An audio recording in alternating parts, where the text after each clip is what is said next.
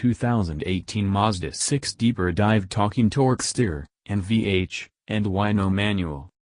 The 2018 Mazda 6 isn't just a styling tweak and a bigger engine. Mazda insists that it wasn't reskinned, it was re-engineered.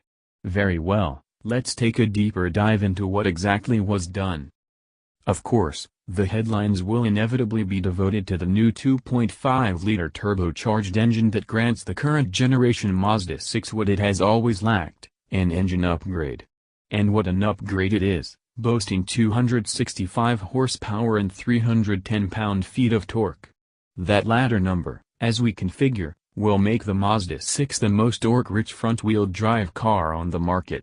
Only the front-drive Mazda CX-9 and Lincoln MKX, Nautilus matches or betters it.